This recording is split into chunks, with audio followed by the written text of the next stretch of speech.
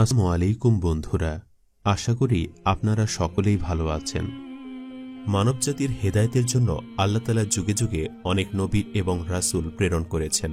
আর মানবজাতির মধ্যে যে জাতিগুলো আল্লাহ তাআলার চরম অবাধ্য হয়েছিল তাদেরকে আল্লাহ ধ্বংস করে দিয়েছেন।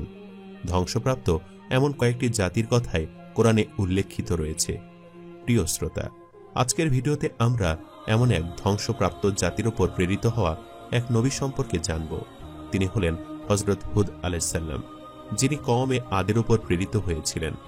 হযরত হুদ আলাইহিস সালাম এবং কওমে আদ সম্পর্কে জানতে হলে আজকের এই ভিডিওটি মনোযোগ সহকারে শেষ পর্যন্ত দেখার অনুরোধ রইল। হযরত হুদ আলাইহিস সালাম দুর্ধর্ষ ও শক্তিশালী আদ জাতির প্রতি প্রেরিত হয়েছিলেন। আল্লাহর গজবে ধ্বংসপ্রাপ্ত বিশ্বের প্রধান ৬টি জাতির মধ্যে কওমে নূহ এর পরে কওমে আদ ছিল দ্বিতীয় জাতি। হুদ আলাইহিস সালাম ছিলেন এদেরই বংশধর। আদ ও সামুদ ছিল নূহ আলাইহিস সালামের পুত্র শামের বংশধর এবং নূহের পঞ্চম অথবা অষ্টম অধস্তন পুরুষ। ইরাম পুত্র আদের বংশধরগণ আদ উলা বা প্রথম আদ এবং অপর পুত্রের সন্তান সামুদের বংশধরগণ আদ সানি বা দ্বিতীয় আদ বলে খ্যাত। আদ ও সামুদ উভয় গোত্রই ইরামের দুটি শাখা। সে কারণ ইরাম কথাটি আদ ও সামুদ উভয় গোত্রের জন্য সমভাবে প্রযোজ্য। এজন্য কোরআনে কোথাও আদ উলা এবং কোথাও ইরাম জাতিল ইমাদ শব্দ ব্যবহৃত হয়েছে। আদ সম্প্রদায়ের ১৩টি পরিবার বা গোত্র ছিল। আম্মান হতে শুরু করে হাজারা মাউদ ও ইয়ামন পর্যন্ত তাদের বসতি ছিল। তাদের ক্ষেত খামারগুলো ছিল অত্যন্ত সজীব ও শস্য শ্যামল। তাদের প্রায় সব ধরনের বাগ বাগিচা ছিল। তারা ছিল সুঠামদেহী ও বিরাট বপু সম্পন্ন। আল্লাহ তাআলা তাদের প্রতি অনুগ্রহের দ্বার খুলে দিয়েছিলেন, কিন্তু বক্রবুদ্ধির কারণে এসব নিয়ামতই তাদের কাল হয়ে দাঁড়াল। তারা নিজেরা পথভ্রষ্ট হয়েছিল ও অন্যকে পথভ্রষ্ট করেছিল। কওমে আদের প্রতি আল্লাহর নাফরমানির শাস্তি আল্লাহ তাআলা ইরশাদ করেন, আমি আদ জাতির নিকট তাদের ভাই হুদকে প্রেরণ করেছি। তিনি তাদের বলেন, হে আমার জাতি, তোমরা আল্লাহর ইবাদত করো, তিনি ছাড়া তোমাদের কোনো ইলাহ নেই। তোমরা তো আল্লাহর সম্পর্কে মন গড়া কথা বলে মিথ্যা আরোপ করছো। হে আমার জাতি, আমি দাওয়াতি কাজের জন্য তোমাদের কাছে কোনো বিনিময় চাই না। আমার বিনিময় কেবল তারই কাছে যিনি আমাকে পয়দা করেছেন। তবু তোমরা কি বুঝো না? সূরা হুদ আয়াত ৫০-৫১।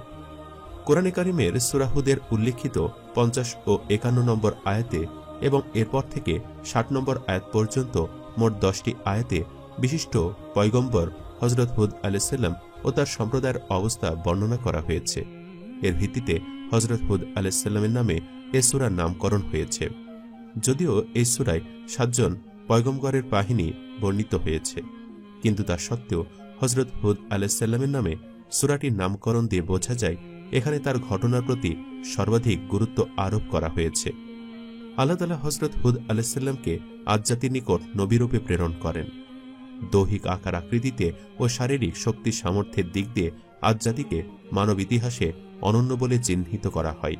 এদের সবাই যেমন ছিল সাহসী, তেমনই ছিল শক্তিশালী। সাহস ও শক্তি প্রদর্শনের উদ্দেশ্যে তারা তাদের সাধারণ চলাফেরার পথে প্রসিদ্ধ টিলার উপর উঁচু উঁচু মজবুত স্মৃতি স্তম্ভ নির্মাণ করত। অথচ বাস্তব জীবনে এর কোনো প্রয়োজন ছিল না। কোরআনের আয়াতে এ কথাই ব্যক্ত করা হয়েছে। আল্লাহ বলেন, তোমরা কি প্রত্যেক উচ্চস্থানে অনর্থক স্মৃতিস্তম্ভ নির্মাণ করছো? সূরা শুআরা আয়াত ১২৮। হযরত হুদ আলাইহিস সালাম উক্ত জাতিরই অন্তর্ভুক্ত ছিলেন। আদ প্রকৃতপক্ষে হযরত নূহ আলাইহিস সালামের পঞ্চম পুরুষের মধ্যে এবং তার পুত্র শামের বংশধরেরই এক বাদশার নাম। অতঃপর তার বংশধর ও গোটা সম্প্রদায় আদ নামে প্রসিদ্ধ হয়ে গিয়েছে। কোন কোন তাফসীরবিদ বলেন, আদ সম্প্রদায়ের উপর যখন আযাব আসে তখন তাদের একটি প্রতিনিধি দল মক্কায় গমন করেছিল, ফলে তারা আযাব থেকে রক্ষা পেয়ে যায়। তাদের দ্বিতীয় আদ বলা হয়। তবে অধিক প্রসিদ্ধ উক্তি হল আদের দাদার নাম ইরাম, তার এক পুত্র আউস, তার বংশধররাই আদ, তাদের প্রথম আদ বলা হয়। আর তার অপর পুত্র জাসু এর ছেলে হচ্ছে সামুদ, তার বংশধরকে দ্বিতীয় আদ বলা হয়। এই বক্তব্যের সারমর্ম হল আদ ও সামুদ উভয়ই ইরামের দুই শাখা। এক শাখাকে প্রথম আদ এবং অপর শাখাকে সামুদ অথবা দ্বিতীয় আদ বলা হয়। ইরাম শব্দটি আদ ও সামুদ উভয় সম্প্রদায়ের জন্য সমভাবে প্রযোজ্য। আদ সম্প্রদায়ের 13টি পরিবার ছিল। আম্মান থেকে শুরু করে ইয়ামানের হাজরা মাউদ পর্যন্ত তাদের বসতি ছিল। হাজরা মাউদ এলাকার বালুর পাহাড় সমূহকে আহকাব বলা হয়। সেই আহকাব নামক স্থানে তাদের বেশিরভাগের বসবাস ছিল। কমে আদের শক্তি ও সমৃদ্ধি আদ জাতির ক্ষেত খামারগুলো অত্যন্ত উর্বর ও শস্য শ্যামল ছিল। সেখানে সব রকম ফলের বাগান ছিল। তাদের ধন সম্পদ, বাগ বাগিচা, ঝর্ণার পানি, ফল ফলাদি ও খাদ্য শস্য দিয়ে তারা ছিল সমৃদ্ধশালী। আদন থেকে আম্মান পর্যন্ত তাদের ঘোড়া ও উটে পরিপূর্ণ ছিল। শারীরিক দিক দিয়েও তারা ছিল সুঠামদেহী ও লম্বাকায়। তাদের বৈশিষ্ট্যের বর্ণনা দিয়ে আল্লাহ বলেন, আল্লাহ তাআলা তোমাদের লম্বাকায় করে সৃষ্টি করেছেন। আসলে আল্লাহ তাআলা তাদের সামনে দুনিয়ার যাবতীয় নিয়ামতের দ্বার খুলে দিয়েছিলেন, কিন্তু বক্রবুদ্ধির দরুন এসব নিয়ামত তাদের জন্য কাল হয়ে দাঁড়ালো। তারা শক্তিমতে মত্ত হয়ে দাম্ভিকতার সাথে বলতে লাগলো, কে আছে আমাদের চেয়ে শক্তিশালী? এমনি করে তারা নৈতিক অধঃপতনের শিকার হলো এবং যে বিশ্ব প্রতিপালকের নিয়ামতের বৃষ্টি তাদের উপর বর্ষিত হচ্ছিল, তারা তাকে পরিত্যাগ করে মূর্তি পূজায় আত্মনিয়োগ করল। কওমে নূহের প্রতি হযরত নূহ আলাইহিস সালামের দাওয়াতের সারমর্ম এবং কওমে আদের প্রতি হযরত হুদ আলাইহিস সালামের দাওয়াতের সারমর্ম প্রায় একই। হযরত হুদ আলাইহিস সালামের দাওয়াতের সার কথাগুলি সূরা হুদের 50, 51 ও 52 আয়াতে আল্লাহ বর্ণনা করেছেন, যা এক কথায় বলা যায় তাওহীদ, তাবলীগ ও ইস্তেগফার। প্রথমে তিনি নিজ কওমকে তাদের কল্পিত উপাস্যদের ছেড়ে একক উপাস্য আল্লাহর দিকে ফিরে আসার ও একনিষ্ঠভাবে তার প্রতি ইবাদতের আহ্বান জানান, যাকে বলা হয় তাওহীদে ইবাদত। অতঃপর তিনি জনজীবনকে শিরকের অবিলতা ও নানাবিধ কুসংস্কারের পঙ্কিলতা হতে মুক্ত করার জন্য নিঃস্বার্থভাবে দাওয়াত দিতে থাকেন এবং তাদের নিকট আল্লাহর বিধানসমূহ পৌঁছে দিতে থাকেন। তার এই দাওয়াত ও তাবলীগ ছিল নিরন্তর ও অবিরত ধারায় এবং যাবতীয় বস্তুগত স্বার্থের ঊর্ধ্বে। অতঃপর তিনি জনগণকে নিজেদের কুফরি, শিরকি ও অন্যান্য কবিরা গুনাহ সমূহ হতে তওবা করার ও আল্লাহর নিকটে একান্তভাবে ক্ষমা প্রার্থনার আহ্বান জানান। 3টি বিষয়ে সকল নবী দাওয়াত দিয়েছেন। মূলত 3টি বিষয়ের মধ্যে লুকিয়ে আছে মানুষের ইহকালীন মঙ্গল ও পরকালীন মুক্তি। মানুষ যখনই নিজেদের কল্পিত দেবদেবী ও মূর্তি প্রতিমা সহ বিভিন্ন উপাস্যের নিকটে মাথা নত করবে ও তাদেরকেই মুক্তির ওসিলা কিংবা সরাসরি মুক্তিদাতা ভাববে, তখনই তার শ্রেষ্ঠত্ব ভুলুণ্ঠিত হবে। নিকৃষ্ট সৃষ্টি সাপ ও তুলসী গাছ পর্যন্ত তার পূজা পাবে। মানুষের দুঃখ দুর্দশা লাঘব ও তার সেবা বাদ দিয়ে সে নির্জীব মূর্তির সেবা লিপ্ত হবে। একজন ক্ষুধার্ত ভাইকে বা একটি অসহায় প্রাণীকে খাদ্য না দিয়ে সে নিজেদের হাতে গড়া অক্ষম অনড় মূর্তিকে দুধকলার নৈবেদ্য পেশ করবে ও পুষ্পাঞ্জলি নিবেদন করবে। এমনকি কল্পিত দেবতাকে খুশি করার জন্য সে নরবলি বা সতীদা করতেও কুণ্ঠিত হবে না। পক্ষান্তরে যখনই একজন মানুষ সব দিক থেকে মুখ ফিরিয়ে কেবলমাত্র আল্লাহকে তার সৃষ্টিকর্তা, রুজিদাতা, বিপদ হন্তা, বিধানদাতা, জীবন ও মরণদাতা হিসাবে মনে প্রাণে বিশ্বাস করবে, তখনই সে অন্য সকল সৃষ্টির প্রতি মিথ্যা আনুগত্য হতে মুক্তি পাবে। আল্লাহর গোলামির অধীনে নিজেকে স্বাধীন ও সৃষ্টির সেরা হিসাবে ভাবতে শুরু করবে।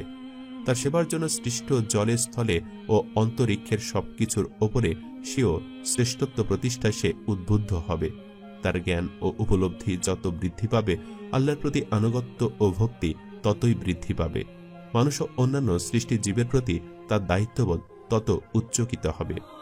দ্বিতীয়ত, বস্তুত কোনো স্বার্থ ছাড়াই মানুষ যখন কাউকে সৎপথের দাওয়াত দেয়, তখন তা অন্যের মনে প্রভাব বিস্তার করে।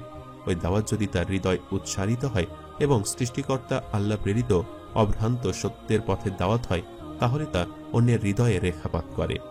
সংশোধনমূলক দাওয়াত প্রথমে প্রতিক্রিয়া সৃষ্টি করলেও তা অবশেষে কল্যাণময় ফলাফল নিয়ে আসে। নবীগণের দাওয়াতে স্ব যুগের ধর্মনেতা ও সমাজ নেতাদের মধ্যে বিরূপ প্রতিক্রিয়া সৃষ্টি হলেও দুনিয়া চিরদিন নবীগণকেই সম্মান করেছে, ওইসব দুষ্টুমতি ধর্মনেতা ও সমাজ নেতাদের নয়। তৃতীয়ত, মানুষ যখন অনুতপ্ত হয়ে তওবা করে ও আল্লাহর নিকটে ক্ষমা প্রার্থী হয়, তখন তার দুনিয়াবী জীবনে যেমন কল্যাণ প্রভাব বিস্তার করে, তেমনি তার পরকালীন জীবন সুখময় হয় এবং সে আল্লাহর বিশেষ অনুগ্রহ লাভে ধন্য হয়। হুদ আলাইহিস সালাম স্বীয় জাতিকে বিশেষভাবে বলেছিলেন, হে আমার কওম, তোমরা আল্লাহর নিকটে ক্ষমা প্রার্থনা করো ও তার দিকে ফিরে যাও, তাহলে তিনি আসমান থেকে তোমাদের জন্য বৃষ্টি ধারা প্রেরণ করবেন এবং তোমাদের শক্তির উপর শক্তি বৃদ্ধি করবেন। এখানে শক্তি বলতে দৈহিক বল জনবল ও ধনবল সবই বোঝানো হয়েছে। তওবা ও ইস্তেগফারের ফলে এসবই লাভ করা সম্ভব, এটাই অত্র আয়াতে বর্ণিত হয়েছে। হযরত হুদ আলাইহিস সালামের কওমরা 4 দেবতার পূজা অর্চনা করত। প্রথম দেবতার নাম ছিল শাকিয়া, যাকে তারা বৃষ্টি দানকারী, ফসল দানকারী ও অর্থ দানকারী দেবতা বলে শ্রদ্ধা করত। দ্বিতীয় হল হাফিজা, যাকে বিপদ মুক্তি, রোগ মুক্তি ও অমঙ্গল থেকে মুক্তি দানকারী বলে বিশ্বাস করত। তৃতীয়ত ছিল রামিকা, এ দেবতাকে তারা অন্ন দানকারী, শান্তি দানকারী ও পরকালের মুক্তি দানকারী দেবতা বলে সম্মান করত। চতুর্থ দেবতা ছিল সালিমা, যাকে স্বাস্থ্য দানকারী, শক্তি দানকারী এবং যুদ্ধে বিজয় দানকারী বলে মনে করত। তারা এই দেবতাদের পূজা করত। আল্লাহ তাআলা হযরত হুদ আলাইহিস সালামকে এ আদ জাতির হেদায়েতের জন্য তাদের নিকট নবী হিসাবে প্রেরণ করেন। হযরত হুদ আলাইহিস সালাম ছিলেন আদ বংশীয় লোক। আল্লাহ তাআলা পবিত্র কোরআনে সূরা হুদের মধ্যে একথা উল্লেখ করেন। তিনি কওমকে যখন হেদায়েতের দাওয়াত দিলেন, তখন তারা নবীর কথা শুনে ঠাট্টা বিদ্রূপ আরম্ভ করে দিল। আল্লাহ তাআলা মানবজাতির মুক্তি ও কল্যাণের জন্য যুগে যুগে নবী রাসূলদেরকে প্রেরণ করে থাকেন। তাদের কাজ ও কথায় কোনো ব্যক্তিগত স্বার্থ থাকে না। আল্লাহ তাআলা প্রদত্ত দায়িত্ব পালন করায় তাদের প্রধান কর্তব্য। যখন কোনো কওম নৈতিকতা ও ধর্মের ক্ষেত্রে অমনোযোগী হয়ে পড়ে এবং চরম ও শৃঙ্খলতার অনুসারী হয়, তখন সে কওম ও জাতির পথের দিশা হিসেবে নবীগণের আবির্ভাব ঘটে। তখন জাতি তার প্রতি আত্মসম্মান সমর্পণ করে, দিনে হক কবুল করেন এবং আল্লাহ জাতিকে নাজাত দেন। আর যদি তারা নবীর নাফরমান হিসেবে জীবন যাপন শুরু করে, তবে তাদের প্রতি আল্লাহর প্রকাশ্য গজব অবতীর্ণ হয়। আদ জাতি লোকেরা ছিল অত্যন্ত শক্তিশালী ও দীর্ঘকায়। তাদের মধ্যে ঊর্ধ্বে 400 গজ পর্যন্ত লম্বা মানুষ ছিল, আর বেটেদের উচ্চতা ছিল 70 গজ। তারা 2-3 জন একত্রিত হয়ে ছোট ছোট পাহাড় উল্টিয়ে ফেলতে পারত। পাহাড়ের উপরে দাঁড়িয়ে যদি পা দিয়ে আঘাত করত, তাহলে পাথরের মধ্যে পা গেড়ে যেত। যে কোনো গাছপালা উপড়ে ফেলা ছিল অত্যন্ত সহজ কাজ। তারা সেচ দ্বারা কৃষি কাজ করত। এজন্য পানি রক্ষণের উদ্দেশ্যে তারা নদীর ন্যায় বড় বড় জলাশয় তৈরি করে রাখত। বর্ষা মৌসুমে সেখানে পানি জমা হতো। সারা বছর সে পানি সেচ করে কৃষি কাজ করত। তখনকার দিনে আল্লাহ তাআলা অল্প দিনে ক্ষেত খামারে বহুগুণ ফসল দান করতেন। ক্ষেতে গম বীজ বপন করলে 15 দিনের মধ্যে গম পেকে যেত। আঙ্গুর, বেদানা, আনার, আপেল ইত্যাদি জাতের ফলের গাছ রোপণ করার 2-3 মাস পরেই পাকা ফল পাওয়া যেত। মানুষের অর্থনৈতিক অবস্থা ছিল খুবই সচ্ছল, কোনো অভাব অভিযোগ তাদের ছিল না। অবস্থা ছিল খুবই ভালো, রোগ ব্যাধি ছিল না বললেই চলে। কওমে আদ যখন নবীর দাওয়াত অগ্রাহ্য করল, তখন নবী তাদের জন্য বদদোয়া করলেন। আল্লাহ তাআলা নবীর বদদোয়া কবুল করে একাধারে 3 বছর যাবৎ বৃষ্টি বন্ধ করে দিলেন।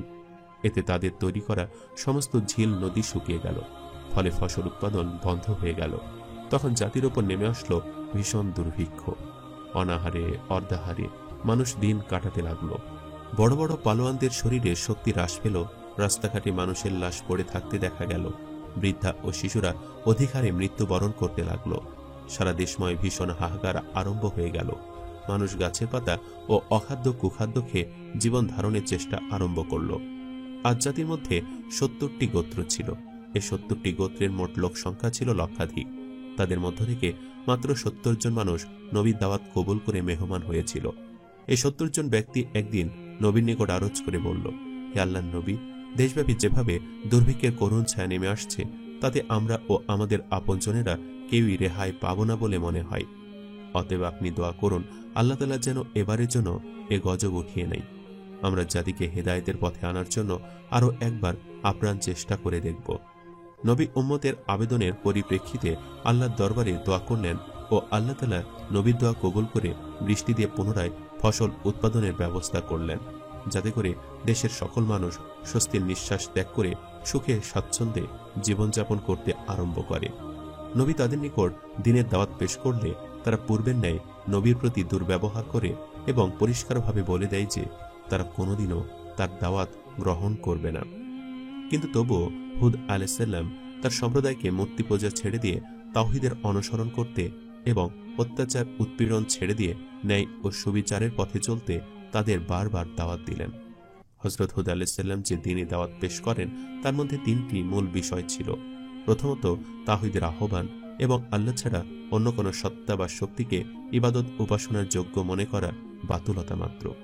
দ্বিতীয়ত, আমি যে তাওহীদের দাওয়াত নিয়ে এসেছি এবং যে জন্য জীবন উৎসর্গ করেছি, তোমরা চিন্তা করে দেখো আমি এমন কষ্ট ক্লেশের পথ কোন স্বার্থে অবলম্বন করেছি। আমি তো এর বিনিময়ে তোমাদের কাছে কোনো পারিশ্রমিক চাই না।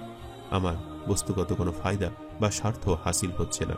এটা যদি আল্লাহর নির্দেশ এবং আমার দায়িত্ব না হতো, তাহলে তোমাদের দাওয়াত দিতে এবং সংশোধন করতে গিয়ে এত কষ্ট ক্লেশ বরণ করার কি প্রয়োজন ছিল। তৃতীয় বিষয় হচ্ছে, নিজেদের অতীত জীবনে কুফরি, শিরকি ইত্যাদি যত গুনাহ করেছ, সেসব থেকে আল্লাহর দরবারে ক্ষমা প্রার্থনা করো এবং ভবিষ্যতের জন্য ওইসব গুনাহ থেকে তওবা করো। কুরআনের আয়াতে একথাই ব্যক্ত করা হয়েছে। আল্লাহ বলেন, হে আমার কওম, তোমাদের পালনকর্তার কাছে তোমরা ক্ষমা প্রার্থনা করো, অতঃপর তারই প্রতি মনোনিবেশ করো। হযরত হুদ আলাইহিস সালাম স্বীয় কওমে আদকে শিরক পরিত্যাগ করে সার্বিক জীবনে তাওহীদ প্রতিষ্ঠার আহ্বান জানান। তিনি তাদেরকে মূর্তি পূজা ত্যাগ করার এবং জুলুম ও অত্যাচার পরিহার করে ন্যায় ও সুবিচারের পথে চলার উদাত্ত আহ্বান জানান। কিন্তু নিজেদের ধন্যস্বরের মোহে এবং দুনিয়াবী শক্তির অহংকারে মদমত্ত হয়ে তারা নবীর দাওয়াতকে প্রত্যাখ্যান করে। তারা বলল, তোমার ঘোষিত আযাব কিংবা তোমার কোনো মুজিজা না দেখে কেবল তোমার মুখের কথায় আমরা আমাদের বাপ দাদার আমল থেকে চলে আসা উপাস্য দেবদেবীদের বর্জন করতে পারি না, বরং আমরা সন্দেহ করছি যে আমাদের দেবতাদের নিন্দাবাদ করার কারণে তাদের অভিশাপে তোমাকে ভূতে ধরেছে ও মস্তিষ্ক বিকৃত হয়ে তুমি উন্মাদের মতো কথাবার্তা বলছ। তাদের এসব কথার উত্তরে হযরত হুদ আলাইহিস সালাম পয়গম্বর সুলভ নির্ভীক কণ্ঠে জবাব দেন যে, তোমরা যদি আমার কথা না মানো, তবে তোমরা সাক্ষী থাকো যে একমাত্র আল্লাহ ছাড়া তোমাদের ওইসব অলিক উপাস্যদের আমি মানি না। তোমরা ও তোমাদের দেবতারা সবাই মিলে আমার অনিষ্ট সাধনের চেষ্টা করো, তাতে আমার কিছুই হবে না আল্লাহর হুকুম ছাড়া। তিনি আমার পালনকর্তা, তার উপরে আমি ভরসা রাখি। যারা সরল পথে চলে, আল্লাহ তাদের সাহায্য করেন। অহংকারী ও শক্তি মতমত্ত জাতির বিরুদ্ধে একাকী এমন নির্ভীক ঘোষণা দেওয়া সত্ত্বেও তারা তার কেশাগ্র স্পর্শ করার সাহস করেনি। বস্তুত এটা ছিল তার একটি মুজিজা বিশেষ। এর দ্বারা তিনি দেখিয়ে দিলেন যে তাদের কল্পিত দেবদেবীদের কোনো ক্ষমতা নেই। অতঃপর তিনি বললেন, আমাকে যে সত্য পৌঁছানোর দায়িত্ব আল্লাহ পাক দিয়েছেন, সে সত্য আমি তোমাদের নিকটে পৌঁছে দিয়েছি। এক্ষণে যদি তোমরা তা প্রত্যাখ্যান করতেই থাকো এবং হঠকারিতার উপরে জিত করতে থাকো, তাহলে জেনে রেখো এর অনিবার্য পরিণতি হিসাবে তোমাদের ওপরে আল্লাহর সেই কঠিন শাস্তি নেমে আসবে, যার আবেদন তোমরা আমার নিকটে বারবার করেছ। অতএব তোমরা সাবধান হও, এখনো তওবা করে আল্লাহর পথে ফিরে এসো। কিন্তু হতভাগার দল হযরত হুদ আলাইহিস সালামের কোনো কথায় কর্ণপাত করল না। তারা বরং অহংকারে স্ফীত হয়ে বলে উঠল, আমাদের চেয়ে বড় শক্তিধর এ পৃথিবীতে আর কে আছে। ফলে তাদের উপরে এলাহি গজব অবশ্যম্ভাবী হয়ে উঠল।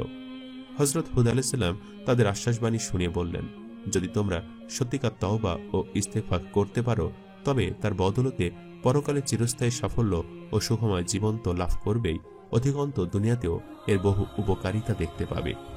হুদ আলাইহিস সালামের আহ্বানের জবাবে তার দেশবাসী মূর্খসুলভ উত্তর দিল, যা কোরআনের আয়াতে বর্ণিত হয়েছে। আল্লাহ বলেন, তারা বলল, হে হুদ, তুমি আমাদের কাছে কোনো প্রমাণ নিয়ে আসনি। আমরা তোমার কথায় আমাদের দেবদেবীদের পূজা অর্চনা বর্জন করতে পারি না, আর আমরা তোমার প্রতি ঈমান আনয়নকারীও নই। তারা আরো বলল, আমরা মনে করি আমাদের দেবতাদের নিন্দাবাদ করার কারণে তোমার মস্তিষ্ক বিকৃত হয়েছে, তাই তুমি এমন অসংলগ্ন কথা বলছ।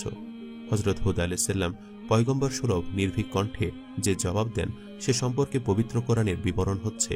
হুদ আলাইহিস সালাম বললেন, তোমরা যদি আমার কথা না মানো, তবে শোনো, আমি আল্লাহকে সাক্ষী করছি, আর তোমরাও সাক্ষী থাকো যে এক আল্লাহ ছাড়া তোমাদের সব কাল্পনিক দেবতাদের সাথে আমার কোনো সম্পর্ক নেই।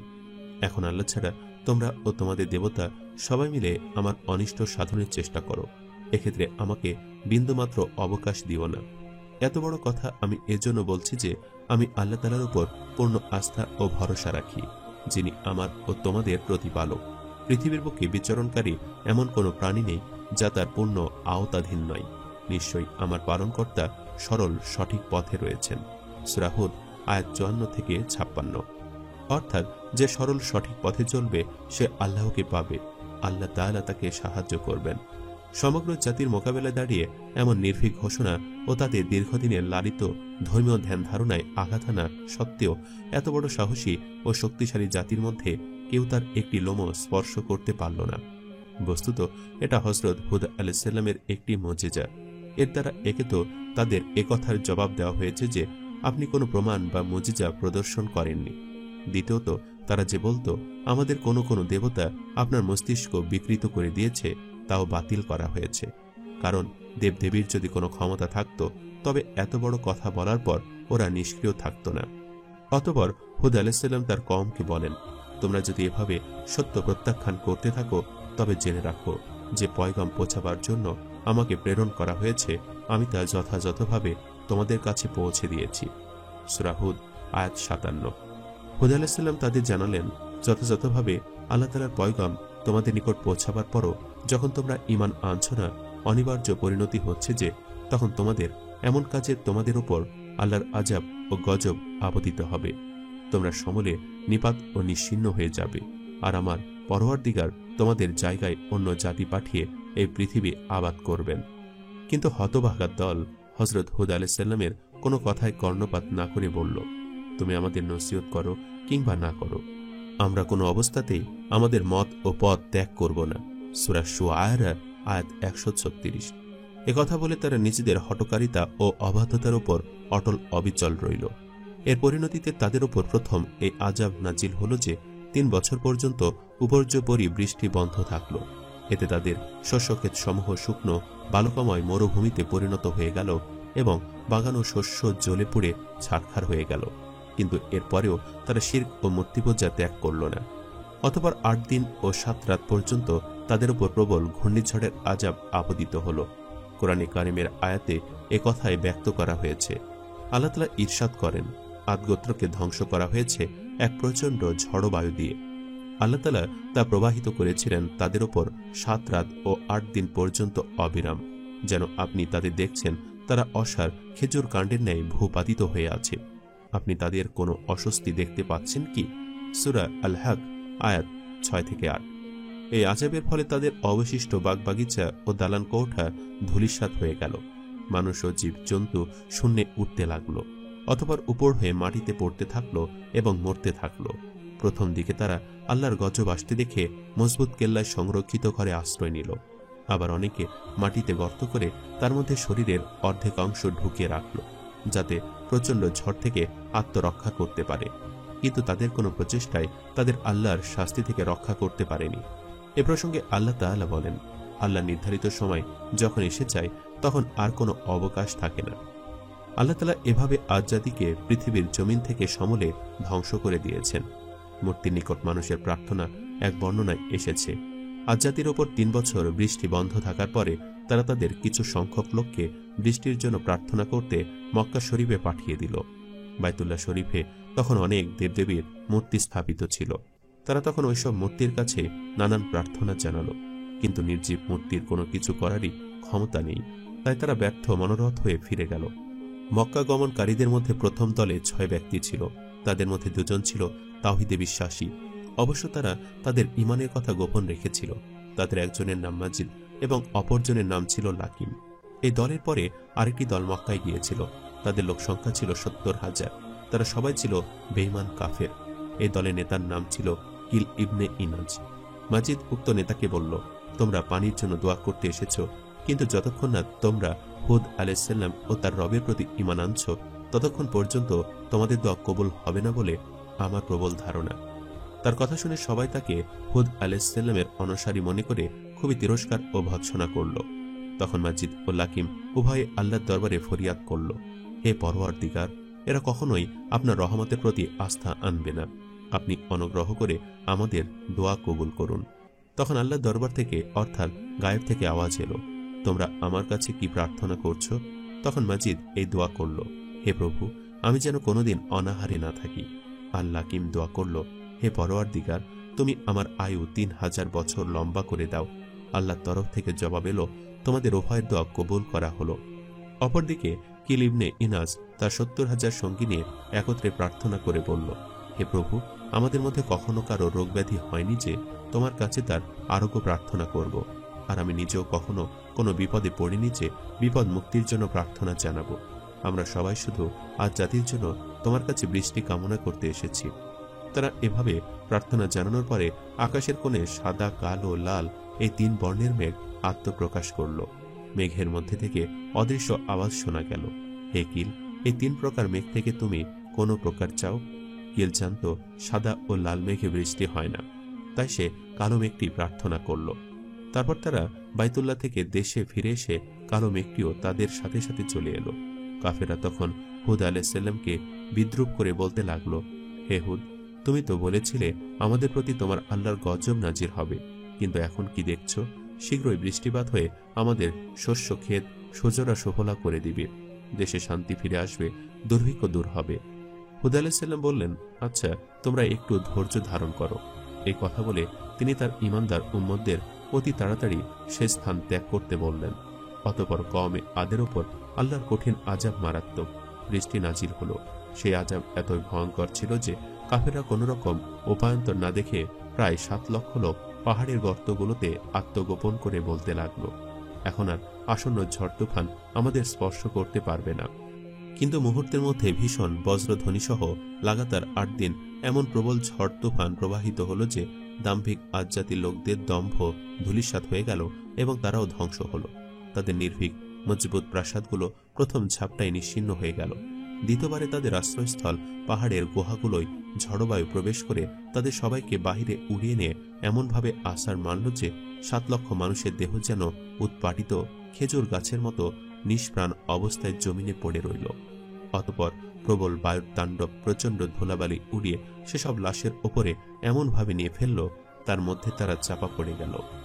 সূরা আল হাক্কের বর্ণনা দিয়ে বোঝা যায় আজ জাতি ঝড় তুফানের কবলে পতিত হয়ে ধ্বংস হয়েছে, কিন্তু সূরা মুমিনের আয়াতে বলা হয়েছে একটি বিকট শব্দ তাদের পাকড়াও করল। সূরা মুমিনুন আয়াত 41। এই আয়াতের ভিত্তিতে কোন কোন তাফসীর বিদগণ বলেন আজ জাতির উপর বিকট ধরনের শব্দের আযাবও নাজির হয়েছিল। নাফরমানির পরিণতি এই উভয় মতের মধ্যে কোনো বৈপরীত্য নেই।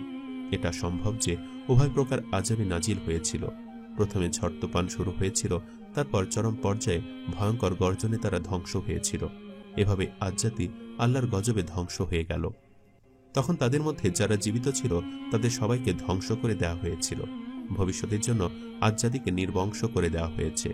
হযরত হুদ আলাইহিসসালামের আদেশ অমান্য করা এবং কুফর ও শিরকে লিপ্ত থাকার কারণে যখন আজ জাতির উপর আযাব নাজিল হল, তখন হুদ আলাইহিসসালাম ও তার সঙ্গীরা একটি কুঁড়ে ঘরে আশ্রয় গ্রহণ করেন।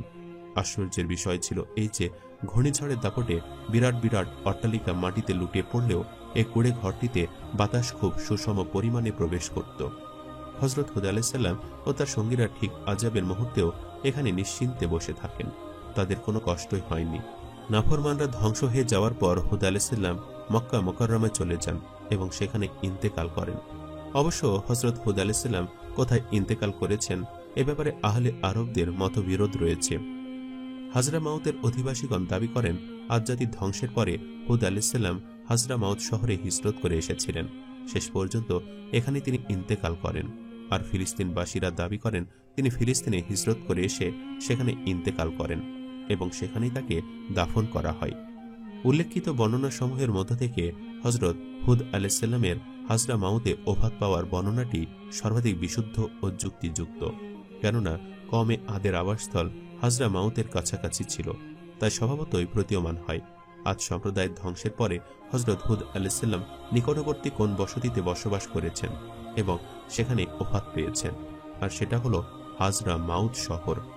প্রত্যেক নবী এবং রাসূলকেই আল্লাহ তাআলা কোনো না কোনো মর্যাদা দিয়েছেন, অর্থাৎ অলৌকিক ক্ষমতা বা বিশেষ মর্যাদা দান করেছেন। যেমন হযরত আদম আলাইহিসসালামের পুরো হায়াতই ছিল তার জীবনের একটি অলৌকিক ক্ষমতা, যেটি আজ পর্যন্ত কেউ পায়নি। তিনি দীর্ঘ হায়াত লাভ করেছিলেন। তাছাড়া পিতামাতার সংস্পর্শ ছাড়াই আল্লাহ তাআলা স্বয়ং নিজে তাকে বানিয়েছেন এবং তিনি ছিলেন পৃথিবীর প্রথম মানব, যেটি একটি অলৌকিক ঘটনা তার জীবনের সাথে। নূহ আলাইহিসসালামের ক্ষেত্রেও তেমনটাই ঘটেছিল।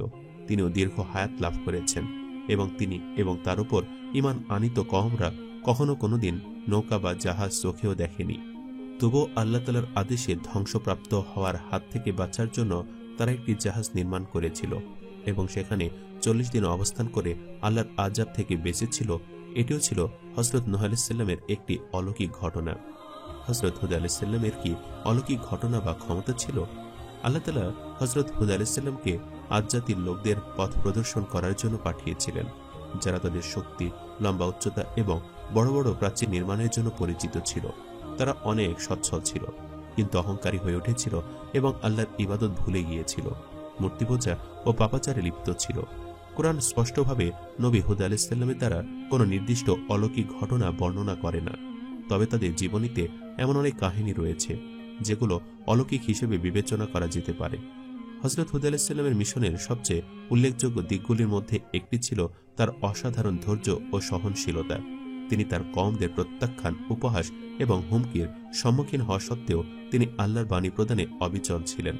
এই ধরনের বিরোধিতা সহ্য করার এবং তার ভবিষ্যৎ বাণীমূলক মিশনের প্রতি তার ভক্তি বজায় রাখার ক্ষমতা, তার দৃঢ় বিশ্বাস এবং ধৈর্য এক অবিশ্বাস্য অলৌকিকতার প্রমাণ।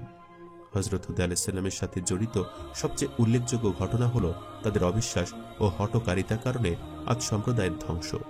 সতর্ক করা সত্ত্বেও তারা একেশ্বরবাদ এবং নৈতিক আচরণের বাণী প্রত্যাখ্যান করতে থাকে। কুরআন বর্ণনা করে কিভাবে আল্লাহ কাফিরদেরকে 7 রাত 8 দিনে ধ্বংস করার জন্য একটি বিধ্বংসী বাতাস পাঠিয়েছিলেন।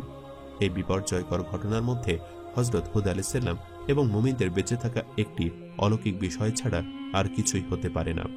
যেখানে এই সামান্য বাতাসের কারণে পুরো একটি জাতি ধ্বংস হয়ে গেল, সেখানে শুধুমাত্র হযরত হুদ আলাইহিস সালাম এবং মুমিনদের বেঁচে থাকা যেন একটি জাদুকরী ঘটনায় বটে। সুতরাং এই ঘটনাটি যে হযরত হুদ আলাইহিস সালামের জীবনের একটি বড় গুরুত্বপূর্ণ অলৌকিক ঘটনা, তা আমরা বুঝে গেলাম।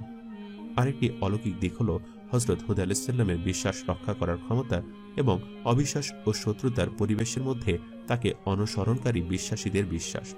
সত্য যে তিনি এবং বিশ্বাসীদের একটি দল আল্লাহর উপাসনায় নিবেদিত ছিলেন এবং অন্যরা মূর্তিপূজা এবং অনৈতিকতায় লিপ্ত ছিলেন, তা তাদের বিশ্বাসের শক্তির প্রমাণ। হযরত হুদ আলাইহিস সালাম অনেক প্রজ্ঞার অধিকারী ছিলেন। তিনি তার প্রজ্ঞা এবং জ্ঞানের মাধ্যমে কাফিরদের সকল যুক্তি খণ্ডন করতেন এবং তাদের প্রশ্নের উত্তর দিতেন। এর পাশাপাশি আল্লাহর বাণী ও তার উপর নাজিল হতো। এটিও ছিল তার উপর একটি অলৌকিক শক্তি। হযরত হুদ আলাইহিস সালামের কওমের ধ্বংসের মূলত কিছু কারণ ছিল। আসলে তারা আল্লাহর অনুগ্রহ সমূহের অবমূল্যায়ন করেছিল, যার ফলে তারা আল্লাহর আনুগত্য হতে মুখ ফিরিয়ে নিয়েছিল এবং শয়তানের আনুগত্য বরণ করে স্বেচ্ছাচারী হয়ে গিয়েছিল। আল্লাহর নিয়ামত সমূহকে তাদের জন্য চিরস্থায়ী ভেবেছিল। আল্লাহর গজব থেকে বাঁচার জন্য বিভিন্ন কল্পিত উপাস্যের ওসিলা পূজা শুরু করেছিল। তারা আল্লাহর নবীকে মিথ্যা প্রতিপন্ন করেছিল। তারা আল্লাহর গজব থেকে নির্ভীক হয়ে গিয়েছিল, যদিও তারা আল্লাহকে বিশ্বাস করত। এছাড়া তারা অযথা উঁচু স্থানসমূহে সূর্য টাওয়ার ও নিদর্শন সমূহ নির্মাণ করত, যা স্রেফ অপচয় ব্যতীত কিছুই ছিল না। তারা অহেতুক মজবুত প্রাসাদ রাজি তৈরি করত এবং ভাবত যেন তারা সেখানে চিরকাল বসবাস করবে। তারা দুর্বলদের উপর নিষ্ঠুরভাবে আঘাত হানত এবং মানুষের উপর অবর্ণনীয় নির্যাতন চালাত। এই বিষয়গুলির মধ্যে বর্তমান যুগের অত্যাচারী সমাজনেতা ও জালেম সরকারসমূহ এবং সভ্যতাগর্বী মানুষের জন্য শিক্ষণীয় বিষয়সমূহ নিহিত রয়েছে, যেমন ওহীর বিধানকে অস্বীকার করা এবং অন্যায়ের ওপর জিদ ও অহংকার প্রদর্শন করাই হল পৃথিবীতে আল্লাহর গজব নাজিলের প্রধান কারণ। আল্লাহ প্রেরিত গজবের ধরন বিভিন্ন রূপ হতে পারে, কিন্তু সেই গজবকে ঠেকানোর ক্ষমতা মানুষের থাকে না। বিলাসী, অবচয়কারী ও অত্যাচারী নেতাদের কারণে জাতি আল্লাহর গজবের শিকার হয়ে থাকে। আল্লাহর গজব যাদের ওপর আপতিত হয় তারা সকল যুগে নিন্দিত হয় এবং কখনোই তারা আর মাথা উঁচু করে দাঁড়াতে পারে না। আল্লাহর বিধান লঙ্ঘনকারী ব্যক্তি বা সম্প্রদায় চূড়ান্ত বিচারে দুনিয়াতে আল্লাহর গজবের শিকার হয়। উপরন্তু আখিরাতের আযাব তো থাকেই, এবং তা হয় আরও কঠোর। কোরআনে কারিমে বর্ণিত বিগত জামানার উম্মতদের এসব ঘটনা থেকে আমাদের নসিহত হাসিল করা উচিত এবং আল্লাহর নাফরমানির ভয়াবহ শাস্তির কথা চিন্তা করে আমাদের শরিয়াতের আদেশ নিষেধ ঠিকমতো মেনে চলা কর্তব্য। তাহলে দুনিয়া ও আখিরাতে আল্লাহ তাআলার আযাব গজব থেকে পরিত্রাণ লাভ হবে। আল্লাহ তাআলা আমাদের সবাইকে উত্তম হেদায়েত দান করুক, আমিন। সম্মানিত দর্শক, ভিডিওটি আপনাদের কাছে কেমন লেগেছে তা আমাদের কমেন্ট করে অবশ্যই জানাবেন। আর সবাই আমাদের সাথেই থাকবেন। আজ তাহলে এই পর্যন্তই। আপনারা ভালো থাকবেন, সুস্থ থাকবেন। আল্লাহ হাফেজ।